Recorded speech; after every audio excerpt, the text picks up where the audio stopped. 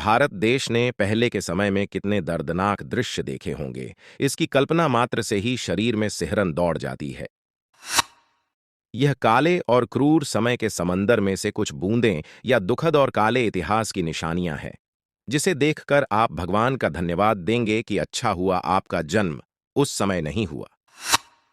साहसी सिख गुरुओं को इस्लाम धर्म ना कबूलने पर कभी बीच में से चिरवा दिया जाता, तो कभी रुई के गट्ठर में आग लगाकर, तो कभी धातु के बर्तन में उबालकर पीड़ित किया जाता था। शहीद भाई जय सिंह ने मौत को गले लगाना स्वीकार किया, लेकिन मुगलों के तंबाकू से भरे गट्ठर को हाथ नहीं लगाया।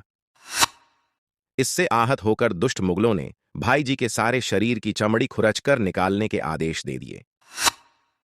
दुष्कर्म करते समय स्त्रियों का तनिक भी विरोध सुनने पर दुष्ट उन्हें नग्न अवस्था में बांधकर उनके निजी अंगों के साथ शरीर के कोमल भाग को बेहद गर्म छड़ों से दागते थे और उनकी चीखें सुना करते थे।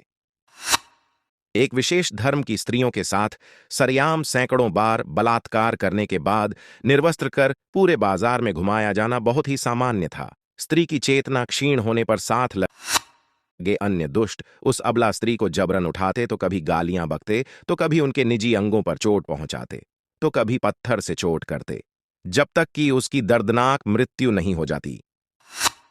भारत के एक मंदिर में लगी एक देवी की खंडित विग्रह मूर्ति, जिसे दुष्टों ने जगह जगह से काटकर अलग कर दिया था। सोचिए उस समय की महिलाओं पर किस कदर कहर ढाया होगा। पापियों ने बिना चप्पल के भर दोपहरी में भारतीय बंगाली महिला गुलाम, जिसने एक दुष्ट सूट बूट वाले अंग्रेज को पीठ पर उठाया हुआ है, एक महिला के स्तनों को एक तीखे कैंचीनुमा यंत्र से काटते हुए दुष्ट अंग्रेज गुलामों को यातनाएं देने के अलग अलग कक्ष,